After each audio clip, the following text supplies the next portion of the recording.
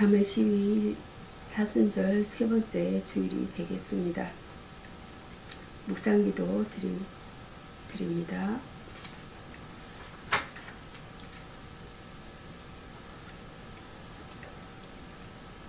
기도 제목은 어려움을 통해 성장하게 하옵소서라는 기도 제목입니다. 성경 말씀은 골로새서 1장 10절 말씀입니다. 주께 합당하게 행하여 범사에 기쁘시게 하고 모든 선한 일의 열매를 맺게 하시며 하나님을 아는 것에 잘하게 하시고 라는 성경 구절이 되겠습니다. 나의 힘이 되시는 하나님 아버지, 오늘도 새로운 공기와 하늘을 주신 아버지 감사합니다.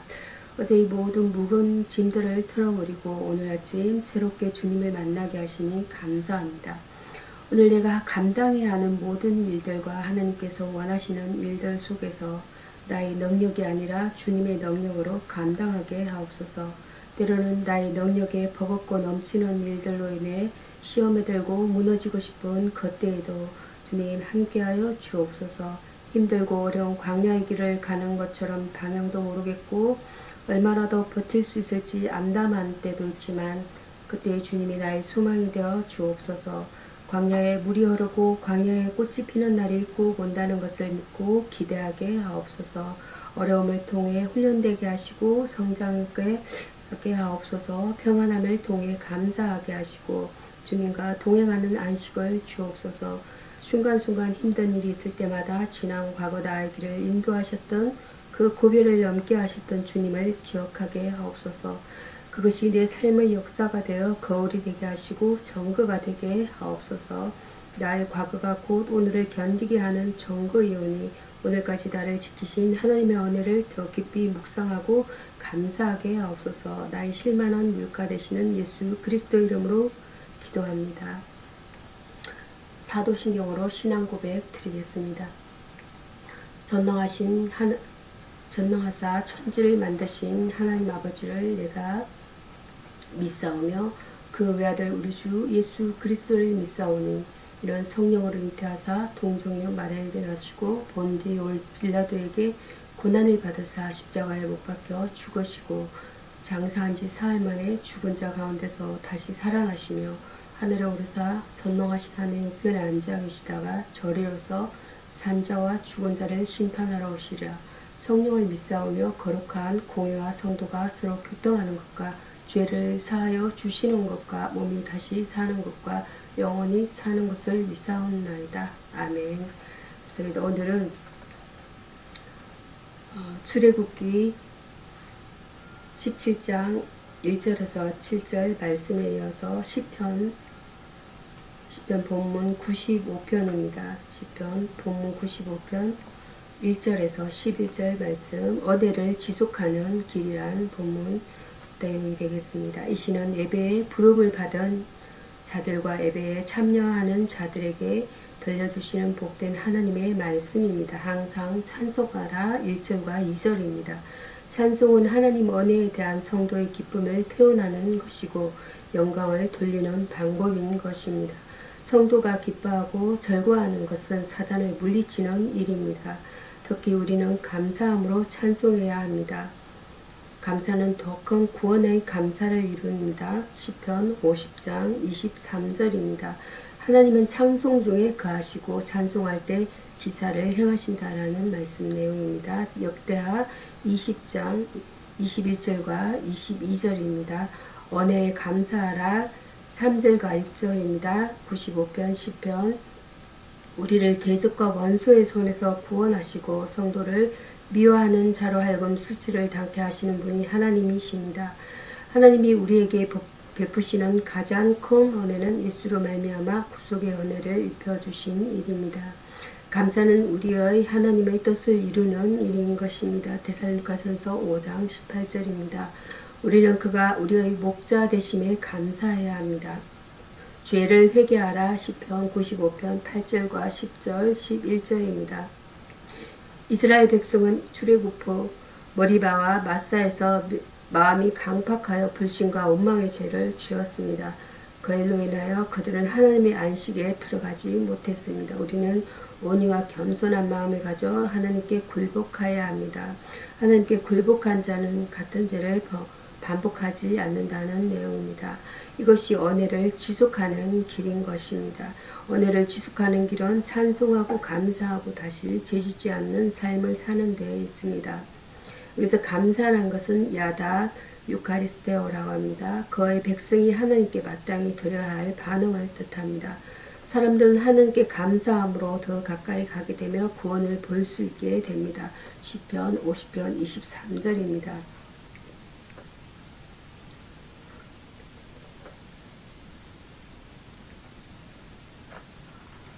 로마서 신약성경입니다.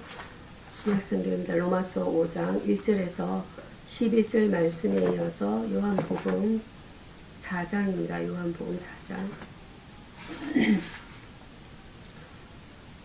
요한복음 4장 1절에서 26절 본문 내용 그리스도이신 예수라는 내용이 되겠습니다. 본문은 죄 많고 공고한 한 여인의 인생을 치유하시는 하나님의 능력을 다루고 있습니다. 예수께서는 이 여인에게 어떠한 분으로 나타나시는지를 살펴보도록 하겠습니다. 4장 14절입니다. 예수께서는 생명의 물이시다. 예수님의 여행 계획에는 깊은 뜻이 숨어 있었습니다. 그곳에 죄 많은 한 여인이 구원받도록 하기 위함이었습니다. 예수께서는 여인에게 말을 거셨고 그 우물물을 좀 달라고 하셨습니다. 이에 이 여인은 당신은 유대인인데 어떻게 나에게 물을 달라 하느냐고 반문하였습니다. 이때 예수께서는 내가 나를 알지 못하는구나. 나를 아는 자는 참 생수를 얻게 된다고 말씀하셨습니다. 그러나 여인은 생수를 단순히 눈에 보이는 우물물로만 생각하였습니다.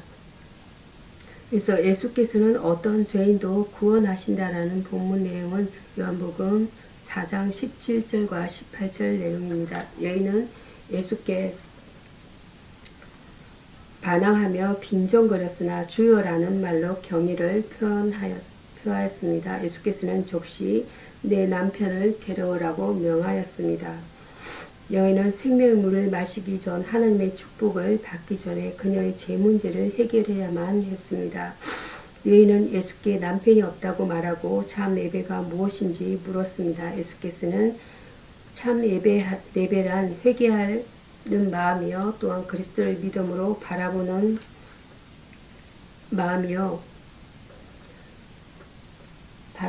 마음이라고 말씀하셨습니다.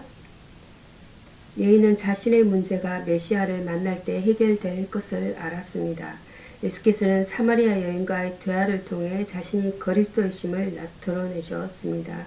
이 여인처럼 믿는 자에게 구원의 은혜가 임하게 된다는 본문 내용이 되겠습니다. 여기서 구조령은 세비얼 모시아입니다. 모시아. 하나님은 그의 백성을 구출해내는 분이시다. 이것은 구약 전체의 구조를 이루는 사상인 것입니다. 신약에서는 소테르라는 우리의 구세주와 같은 뜻의 의가 예수께 호칭되었습니다.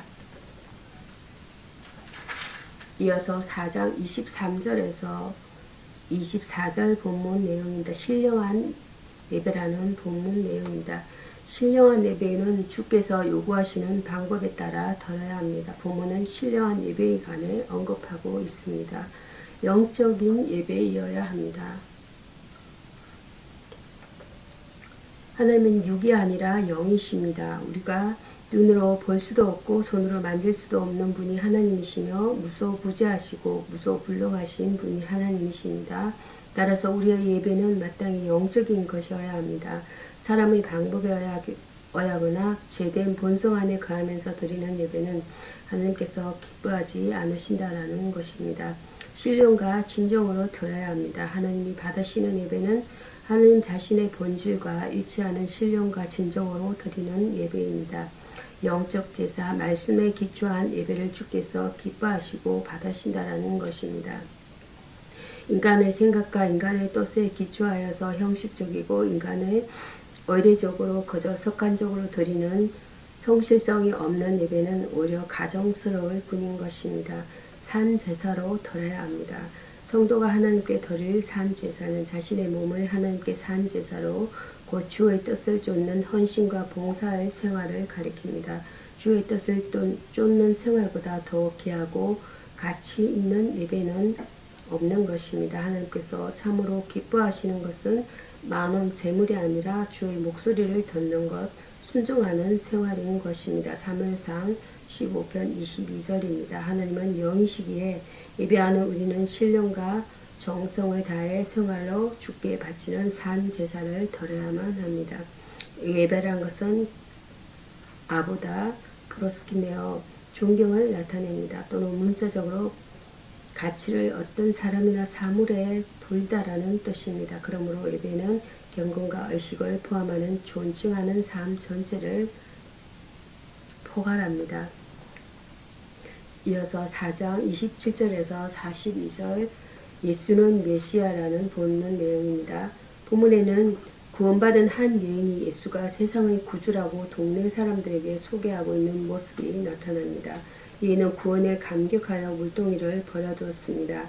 영혼 구원을 위대한 능력자만 하는 것이 아닙니다. 죄 많은 여인도 예수 메시아를 만나자 물동이를 버려두고 동네에 뛰어들어가서 자기가 만난 예수를 소개할 수 있었던 것입니다. 이것은 그리스도인에게 주시는 하나님의 일이요 기쁨인 것입니다. 예수님을 발견한 사람들은 이처럼 각자가 자기가 가진 모든 것을 버려두고 구원 사업에 최선을 다하게 됩니다. 여인은 예수가 그리스도라고 전가하였습니다. 여인은 휘어서 추수하게 된 사람들 35절입니다.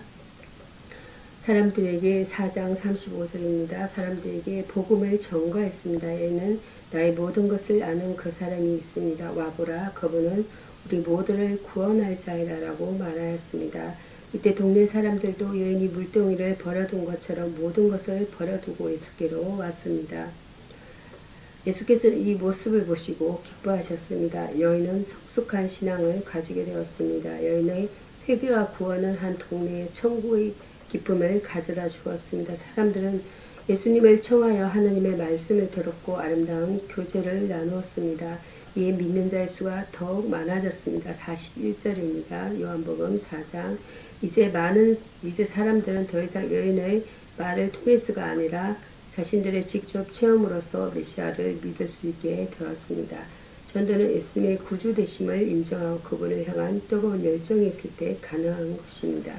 변화라는 것은 메타모르포 예수께서 높은 산에 올라가 베드로, 야고보, 요한 앞에서 영화롭게 변하셨습니다. 이 변형 사건은 예수님의 참된 본성에 대하여 제자들에게 밝혀주신 하나님의 계시였습니다. 기도드리겠습니다. 빛과 진리신 주님, 이 부족한 죄인의 삶의 모습을 통해서 하늘 나라의 통치와 영광이 드러나길 원합니다. 악인의 힘과 권력은 역사에서 사라져버리지만 의인의 양심은 영원히 살아있음을 믿습니다. 이 연약한 것을 붙드사 우유부단하고 세상과 타협하는 자세로 살 것이 아니라 하나님 앞에서 사명의 최선을 다하는 성실한 사람으로 살게 하옵소서.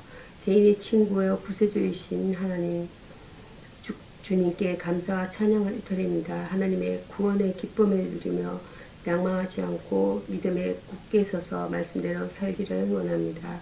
수고하고 무거운 짐진 자를 부르시는 주님, 지금 이 시간도 죄의 짐을 지고 고통하며 살아가는 사람이 너무도 많습니다.